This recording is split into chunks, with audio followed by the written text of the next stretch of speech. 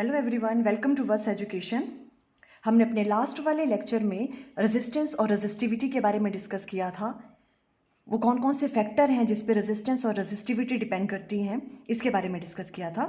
आज हम स्टार्ट कर रहे हैं व्हाट इज़ ड्रिफ्ट वेलोसिटी और रिलैक्सेशन टाइम क्या होता है। आज इसके बारे में हम अंडरस्टैंड करेंगे।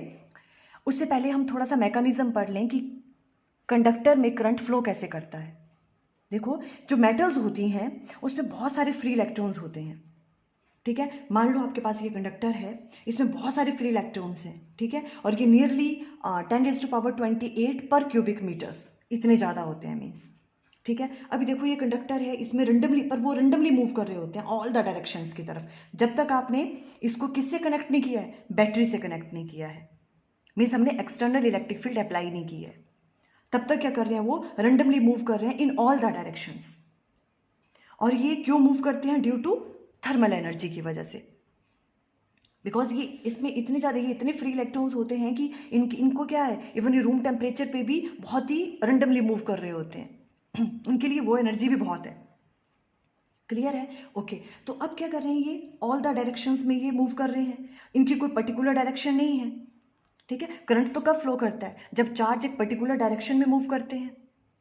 ठीक है, तो जब तक हमने इसमें इलेक्ट्रिक फील्ड अप्लाई नहीं करी तो ये रेंडमली मूव कर रहे हैं, और जो इनकी वेलोसिटीज़ हैं, जो एवरेज वेलोसिटी होगी इनकी, वो सब इलेक्ट्रॉन्स की क्या हो जाएगी, जीरो। क्लियर हो रही है वाली बात? ठीक है, अगर इसमें n number of free electrons हैं, कैपिटल N अगर हम मान लें कि फ्री इलेक्ट्रॉन्स है इसमें, तो जो इसकी एवरेज वेलोसिटी होगी उन n इलेक्ट्रॉन्स की, वो क्या आ जाएगी, जीरो के बराबर, जब तक हमने उसको एक्सटर्नल बैटरी से कनेक्ट नहीं किया है। यही चीज़ हमने देखो यहाँ पे राइट डाउन करी हुई है। Metals have large number of free electrons, nearly 10⁻28 per cubic meter. In the absence of any external field, these electrons are in state of continuous random motion due to thermal energy. These electrons distributed randomly in all the direction. ठीक है, all the direction में move कर रहे हैं। There is no preferred direction of motion, किसी एक particular direction में move नहीं कर रहे हैं वो। अब हम अज्यूम कर लेते हैं if u1 u2 up to un are all the random velocities of free electrons, ये रैंडम वेलोसिटीज हैं इन फ्री इलेक्ट्रॉन्स की, तो then average velocity of electron, average velocity क्या बन जाएगी फिर, u equal to u1 plus u2 up to un divided by number of free electrons, वो n है, वो किसके बराबर आ जाएगा, जीरो। ये वाली बात क्लियर है? Okay, thus there is no net flow of charge in any direction. ये है किसकी वजह से, थर्मल एनर्जी की वजह से। जो उनकी वेलोसिटीज हैं वो एवरेज वेलोसिटी ऑफ इलेक्ट्रॉन क्या आ जाएगी आपके पास, जीरो। अब देखो ये वाली बात तो आपको यहां तक क्लियर है। ठीक है, अभी हम आज स्टडी कर रहे हैं कि ड्रिफ्ट वेलोसिटी। ड्रिफ्ट वेलोसिटी क्या होती है? देखो, जब हम कंडक्टर को, अब इसी कंडक्टर को अगर हम बैटरी से कनेक्ट कर देंगे, ठीक है, ये पॉजिटिव टर्मिनल नेगेटिव टर्मिनल, इसमें हम बैटरी कनेक्ट कर देंगे तो इलेक्ट्रिक फील्ड जनरेट हो जाएगी। इलेक्ट्रिक फील्ड की डायरेक्शन कहाँ से कहाँ होगी, पॉजिटिव टू नेगेटिव, ये वाली डायरेक्शन इलेक्ट्रिक फील्ड की होगी। अब ये इलेक्ट्रिक फील्ड क्या करेगी, इन फ्री इलेक्ट्रॉन्स पे फोर्स अप्लाई करेगी इन द अपोजिट डायरेक्शन। अगर इलेक्ट्रिक फील्ड इस डायरेक्शन में है तो इसकी वजह से जो इन इलेक्ट्रॉन्स पे फोर्स लगेगी वो क्या लगती है, हमेशा अपोजिट डायरेक्शन में। ठीक है, तो ये इलेक्ट्रॉन इस तरफ को मूव करेंगे, अपोजिट डायरेक्शन में फोर्स लग रही है। ठीक है, अब जब इस पे फोर्स लग रही है इन फ्री इलेक्ट्रॉन्स पे इस इलेक्ट्रिक फील्ड की वजह से, तो जो ये इलेक्ट्रॉन वेलोसिटी गेन करेंगे उसे हम कहते हैं ड्रिफ्ट वेलोसिटी। क्लियर हुआ? उसकी डेफिनेशन और ये हम लास्ट में करेंगे, पहले हम कैलकुलेट कर लेंगे वो ड्रिफ्ट वेलोसिटी होती क्या है, तब आपको अच्छे से अंडरस्टैंड होगा। क्लियर हुआ? हमने इसको बैटरी से कनेक्ट किया, इलेक्ट्रिक फील्ड आ गई, इलेक्ट्रिक फील्ड इस पे क्या लगाएगी, इन चार्जेस पे फोर्स लगाएगी। ठीक है, और वो इन द अपोजिट डायरेक्शन होगी इलेक्ट्रिक फील्ड के, उसकी वजह से ये वेलोसिटी गेन करेंगे, उस वेलोसिटी को हम बोलते हैं ड्रिफ्ट वेलोसिटी। ठीक है, अब देखो इलेक्ट्रिक फील्ड जो इन इलेक्ट्रॉन पे फोर्स लगाएगी, आपने पढ़ रखा है इलेक्ट्रिक फील्ड जब होती है तो फोर्स कैसे लगती है, क्या क्या वैल्यू होती है उसकी। देखो इलेक्ट्रिक फील्ड जब लगती है तो फोर्स की वैल्यू क्या होती है, F equal to minus q E. Clear है? ये तो है ना, पढ़ा है हमने पहले। ओके, अब हम, और ये माइनस साइन के शो कर रहा है बिकॉज ये इलेक्ट्रिक फील्ड इस डायरेक्शन में है और इलेक्ट्रॉन कैसे मूव कर रहे हैं, अपोजिट डायरेक्शन में। ठीक है, और ये देखो अभी Q की जगह हम इलेक्ट्रॉन्स की बात कर रहे हैं तो हम E लिख सकते हैं, कोई प्रॉब्लम नहीं है। इस तरह से राइट डाउन कर लिया हमने, ये फोर्स लग रही है यहाँ पे। ठीक है, अब हमें पता है, we know from Newton law of motion, F equal to क्या होता है, ma, हम राइट डाउन कर सकते हैं ऐसे, इसको सेकंड नाम दे दो, ठीक है। अब अगर इस पे फोर्स लग रही है तो फोर्स किसके बराबर होती है, मास ऑफ द इलेक्ट्रॉन होगा और कोई ना कोई उस पर एक्सेलरेशन की वैल्यू भी होगी। अब इन दोनों को इक्वेट कर लो, यहां से क्या करोगे, देखो फ्रॉम 1 and 2 ma इक्वल टू किसके बराबर आ जाएगा, माइनस ई इसके बराबर। यहां से आप एक्सेलरेशन की वैल्यू फाइंड आउट कर लो, एक्सेलरेशन की वैल्यू आ जाएगी E divided by m. Means इतनी एक्सेलरेशन लग रही है उस इलेक्ट्रॉन पे due to electric field. Clear है यहां तक? ओके अब देखो एक्सेलरेशन लग रही है, अब इस पे हमें वेलोसिटी फाइंड आउट करनी है, कितनी वेलोसिटी वो गेन करेगा इलेक्ट्रॉन इलेक्ट्रिक फील्ड की वजह से, जब इलेक्ट्रिक फील्ड हमने अप्लाई कर ली। तो हमें पता है we know v equal to किसके बराबर होता है, u प्लस ए टी। आपने पढ़ा हुआ पहले इक्वेशन ऑफ मोशंस में, v equal to u plus a t, हम ऐसे राइट डाउन कर सकते हैं। ओके अब हम किसी एक इलेक्ट्रॉन के ले लेते हैं, मान लो v1 हम ले रहे हैं कोई भी, उसकी कितनी उसने वेलोसिटी गेन की, v1 इक्वल टू u कौन सी है, जो थर्मल एनर्जी की वजह से उसकी इनिशियल वेलोसिटी, या आ गई u1 प्लस a उसके ऊपर जो भी एक्सेलरेशन लग रहा है, ठीक है। और ये t को हम यहाँ ले लेते हैं टॉ बोलते हैं इसको, ठीक है। इसे हम कहते हैं रिलैक्सेशन टाइम। ओके ये हम यहाँ पे टॉ ले लेंगे इसको। ये आपकी आ गई v1। v1 वेलोसिटी कौन सी होगी, जो इलेक्ट्रॉन पे किसकी वजह से लग रही है, अब जब हमने इलेक्ट्रिक फील्ड अप्लाई कर दी तो उसने इतनी वेलोसिटी गेन कर ली। क्लियर है? यही आपकी क्या होती है, ड्रिफ्ट वेलोसिटी। यहां तक क्लियर है ये वाला? ये आपके पास v की वैल्यू आ गई। देखो इसके बाद जो कैलकुलेशन वाला पार्ट है वो मैं बाद में करती हूँ, ठीक है। अभी हम थोड़ा सा अंडरस्टैंड कर लें कि ये v1 वेलोसिटी और ये जो रिलैक्सेशन टाइम है ये क्या है। देखो जो अभी हम अंडरस्टैंड कर रहे हैं वो आपके, अगर आपको एग्जाम में ही सिर्फ राइट डाउन करना है तो उसको राइट डाउन करने की जरूरत नहीं है, वो मैं सिर्फ अंडरस्टैंड करवाने के लिए कर रही हूँ। आपको सिर्फ कैलकुलेशन वाला पार्ट करना है। देखो ये मैं इसलिए कर रही हूँ कि आपको अच्छे से अंडरस्टैंड हो जाए कि होता क्या है इसमें। देखो ये v1 जो वेलोसिटी है, ओके अब ये v1 वेलोसिटी है तो ये देखो जैसे मान लो अब इसने v1 गेन किया तो इसकी ये v1 की वेलोसिटी कब तक रहेगी इसकी, जब तक यहाँ पे इलेक्ट्रॉन है, मान लो इसने वेलोसिटी गेन कर ली और ये इस डायरेक्शन में चल पड़ा।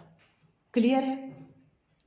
अब ये वेलोसिटी कब तक रहेगी, ये मूव तो कर रहा है पर वहां पर तो जो कंडक्टर है ना उसके अंदर तो बहुत ज़्यादा फ्री इलेक्ट्रॉन्स हैं।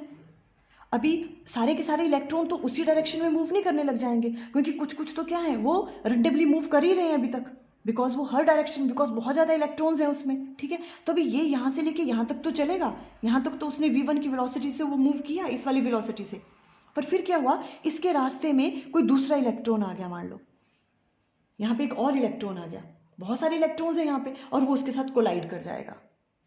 ये इसने इसके साथ कोलाइड किया, जैसे उसने कोलाइड किया अपनी एनर्जी सारी उसको दे दी और अपनी इसकी जो वेलोसिटी है वो v1 इक्वल टू 0 आ गई। इसकी एनर्जी क्या हो गई, इस वाले पॉइंट पे इसने अपनी एनर्जी लूज कर दी और इसकी वेलोसिटी 0 हो गई। आप क्लियर समझे? यहां भी वो कोलाइड किया था, देखो इसके बाद फिर दोबारा वही प्रोसेस होगा। यहाँ से फिर क्या होगा, देखो अभी यहाँ पे ये फिर अभी ओके उसकी वेलोसिटी 0 हो गई, अब वो दोबारा से मूव करेगा, दोबारा से स्टार्ट करेगा। यहाँ पे क्या होगी, उसकी जो थर्मल एनर्जी u1 होगी वो मिलेगी और दोबारा से इलेक्ट्रिक फील्ड अपना रोल प्ले करेगा, उसकी वजह से उसकी वेलोसिटी जो भी है वो अब ऐसे मूव करेगा, दोबारा उसने वेलोसिटी गेन करी, ठीक है। पर ये वेलोसिटी कब तक रहेगी, दोबारा वो मूव करना स्टार्ट किया, एनर्जी गेन करी उसने और वो स्टार्ट हुआ उसे मूव करना, पर कब तक, जब तक वो अगेन फिर दोबारा यहाँ पे और इलेक्ट्रॉन होगा उससे कोलाइड करेगा, फिर दोबारा से क्या करेगा, वो यहाँ पे अपनी एनर्जी लूज कर देगा। आप समझ रहे हो ये वाली बात? हर बार क्या करना पड़ता है, उस इलेक्ट्रॉन्स को 0 एनर्जी से स्टार्ट करना पड़ रहा है, वो एनर्जी लूज कर देता है हर कोलिजन पे, फिर दोबारा से वो एनर्जी गेन करता है इलेक्ट्रिक फील्ड की वजह से, फिर दोबारा से वो अपनी वेलोसिटी v से जो है मूव करता है, कब तक, जब तक नेक्स्ट कोलिजन नहीं हो जाता है उसका, ठीक है। तो देखो ये जो v1 वेलोसिटी है ये किस किस के बीच में है, 2 सक्सेसिव कोलिजन के बीच में, तब तक ही ये वेलोसिटी रहती है, ये वाली वेलोसिटी। ठीक है, इसलिए हम इस वाले जो इसके बीच का जो टाइम है, बिकॉज यही इस वेलोसिटी की बात कर रहे हैं हम, यही हमने फाइंड आउट की, तो v1 इक्वल टू u1 जो इसकी इनिशियल वेलोसिटी थी प्लस एक्सेलरेशन कितनी लगी, और ये टॉ जो रिलैक्सेशन टाइम, ये वाला जो रिलैक्सेशन टाइम है ये किस किस के बीच में होता है, between two successive collision, means यहाँ भी वो कोलाइड किया, उसके बाद वो यहाँ भी कोलाइड किया, तो ये जो टाइम है ये कौन सा है, यहाँ से लेके यहाँ तक के बीच का टाइम, इसे ही हम टॉ कह रहे हैं।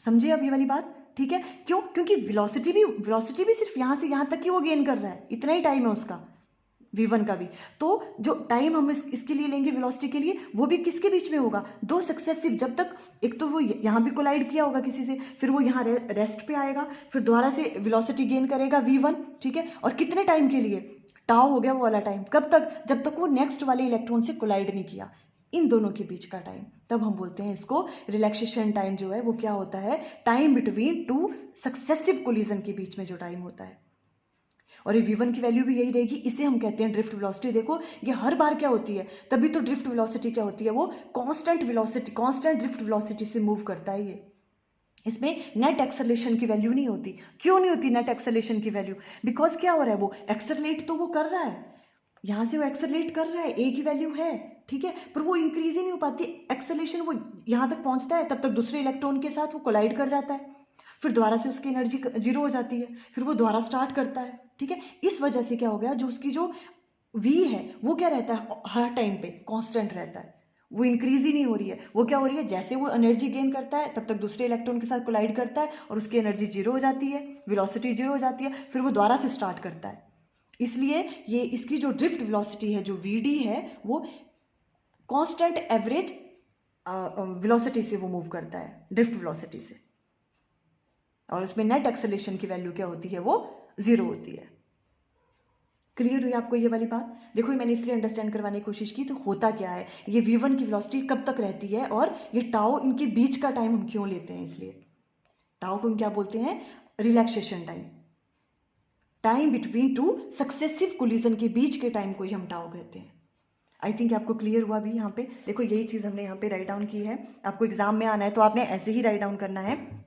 देखो ये तो हमने यहाँ तक देख लिया था, ओके, फिर in the presence of an external field E, each electron experience a force, electron force करेगा, वो कौन सी होगी, F equal to q E, ठीक है, और Q की जगह हम राइट डाउन कर सकते हैं E, और E इसको हमने फर्स्ट नाम दे दिया, F इक्वल टू ma भी होता है, यहाँ से आप एक्सेलरेशन की वैल्यू फाइंड आउट कर लोगे, और वो वाली वैल्यू ये वाली आ जाएगी, where m is the mass of an electron. देखो उसके बाद आप इस तरह से राइट डाउन करोगे, क्लियर हो रहा है ये तो, okay, if an electron having random thermal velocity u1 accelerate for time τ1 before it suffer next collision, देखो यहाँ पे हमने डायरेक्ट बता दिया, तो इसलिए मैंने आपको अंडरस्टैंड किया कि ये कौन सा टाइम होता है, ठीक है, ये कौन सा टाइम बोल रहा है, जब तक उसने नेक्स्ट वाला कोलिजन नहीं किया, दो कोलिजन के बीच का टाइम होता है ये τ1, ठीक है, then it will attain a velocity, तो वो कौन सी वेलोसिटी अटेन करता है, v1, हम एक इलेक्ट्रॉन की बात कर रहे हैं, तो v1 हो गया u1 प्लस a τ1, क्लियर हो गया, और ये कहाँ से आया, ये हमने पता है, हमें इक्वेशन ऑफ मोशन से हुआ, ओके, वैसे ही अब आप क्या करोगे, अब तो देखो मैथमेटिकल पोर्शन है, अब वैसे आप v2 के लिए फाइंड आउट करोगे, तो v2 आ जाएगी u2 प्लस a τ2, सेकेंड वाला टाइम दो सक्सेसिव कोलिजन के बीच में, थर्ड वाले के लिए ये करोगे, अप टू n के लिए निकाल दोगे vn equal to un plus a τn, clear है यहाँ तक, ओके, अब इसकी हम एवरेज वेलोसिटी लेंगे, वो ड्रिफ्ट वेलोसिटी निकलेगी, ठीक है, average velocity, the average velocity vd, इसको इस तरह से डिनोट करते हैं, of all the n electrons will be, हम कैसे राइट डाउन कर सकते हैं, vd इक्वल टू, इन सबको ऐड कर दो, v1 plus v2 up to vn divided by number of free electrons, जितने भी n है, क्लियर, ये वाली चीज हमने राइट डाउन की। अब हमें v की वैल्यू हमने फाइंड आउट की, ये वाली, तो हम ये राइट डाउन कर सकते हैं, u1 plus a τ1 plus u2 a τ2, इस तरह से अप टू कहाँ तक, n तक, divided by number of free electrons, clear है। अब हमने u1 u2 un को अलग राइट डाउन कर लिया, divided by n plus a यहाँ से कॉमन निकाल दिया, ठीक है, और यहाँ से τ1 τ2 अपन इसको अलग अलग से राइट डाउन कर लिया हमने। ये वाली चीज तो क्या है, जीरो, हमने पहले भी बताया था आपको, ठीक है, एवरेज वेलोसिटी जो है ड्यू टू थर्मल एनर्जी की वजह से वो क्या होती है, जीरो, तो ये फैक्टर जीरो हो गया, प्लस आपके पास जो ड्रिफ्ट वेलोसिटी है वो किसके बराबर आ गई, a τ के बराबर, ठीक है, where τ is this one is the average time between two successive collision, अब इसकी आपको डेफिनेशन मैंने इसलिए लास्ट में राइट डाउन की क्योंकि अब आपको समझ आएगा कि रिलैक्सेशन टाइम क्या होता है। It is defined as the average time between two successive collision of an electron, उसके बीच में जब तक वो इलेक्ट्रॉन यहाँ से चल रहा है, कब तक रहेगा वो टाइम, जब तक वो नेक्स्ट वाले इलेक्ट्रॉन के साथ कोलाइड नहीं कर जाता, वो वाला टाइम है ये, ठीक है। तो अब ड्रिफ्ट वेलोसिटी के पास देखो क्या, the velocity gained bye electron during this time, इस टाइम के बीच में जो है जो उसने वेलोसिटी गेन की उसे हम कहते हैं ड्रिफ्ट वेलोसिटी, और किसके बराबर रहेगी, v d equal to a tau, और ए की वैल्यू हमने फाइंड आउट की थी क्या, minus e divided by m, और टाउ ये आपकी ड्रिफ्ट वेलोसिटी, इस तरह से फाइंड आउट करते हो, ये वाली चीज़ है। क्लियर है। तो अब हम इसकी डेफिनेशन अगर आप करोगे तो आपको अच्छे से अंडरस्टैंड होगी। ड्रिफ्ट वेलोसिटी क्या है, it may be defined as the average velocity gained by free electron of a conductor in the opposite direction of externally applied electric field. ठीक है, जब हमने उस पर इलेक्ट्रिक फील्ड हमने अप्लाई कर दी तो उसके अपोजिट डायरेक्शन में इलेक्ट्रॉन जो अपोजिट डायरेक्शन में मूव करेंगे वेलोसिटी से, किसके अपोजिट डायरेक्शन में, electric field, applied electric field के, उसे हम कहते हैं ड्रिफ्ट वेलोसिटी। ठीक है, इसीलिए इसे हम नाम देते हैं ड्रिफ्ट वेलोसिटी, बिकॉज ये क्या करती है, देखो ये यूं तो मूव करती रहेगी, कैसे कैसे, देखो इलेक्ट्रॉन्स वो ऐसे ऐसे भी हो रहे हैं क्योंकि वो जिग जैग मोशन में है ना, वो कोलाइड भी कर रहे हैं एक दूसरे से। तो क्या होगा, जैसे मान लो कि अगर इलेक्ट्रिक फील्ड की डायरेक्शन किस डायरेक्शन में है, इस तरफ है, ठीक है, इलेक्ट्रॉन्स को ऐसे मूव करना है तो ऐसे ऐसे करता रहेगा, पर थोड़ा थोड़ा वो मूव भी होता रहेगा, हल्का हल्का, और वो ड्रिफ्ट वेलोसिटी कौन सी बोली हमने, जो ये वाली है, v1 equal to this one. पर हर बार क्या करेगा ये, हर कोलिजन में वो लूज करेगा फिर दोबारा गेन करेगा, इसलिए हम इसे ड्रिफ्ट वेलोसिटी का नाम देते हैं। आई थिंक कि आपको क्लियर हो गया ड्रिफ्ट वेलोसिटी के बारे में। इसकी जो मैथमेटिकल पोर्शन है वो तो बहुत कम है, आपको सिंपल ये याद रखना है कितनी फोर्स लग रही है, वहाँ से आप एक्सेलेरेशन की वैल्यू फाइंड आउट कर लोगे, और v equal to u plus a t होता है, और आप इसको यहाँ से फाइंड आउट ऐसे कर लोगे। पर ये कॉन्सेप्ट समझाने की मैंने आपको कोशिश की, आई थिंक आपको क्लियर हो गया होगा। Okay, thank you.